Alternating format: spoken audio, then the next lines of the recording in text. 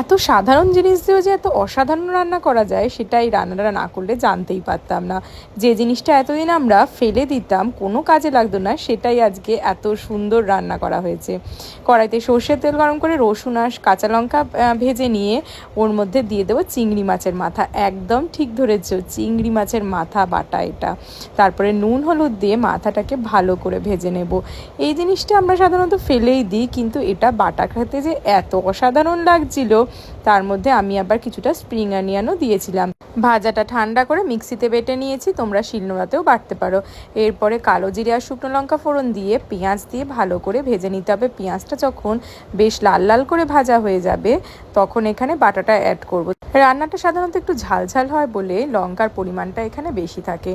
এরপরে ততক্ষণ পর্যন্ত নাড়তে হবে যতক্ষণ না পুরো জিনিসটা বেশ শুকনো শুকনো হয়ে আসছে। নামাবার আগে ওপর থেকে বেশ কিছুটা ধনেপাতা ছড়িয়ে নামিয়ে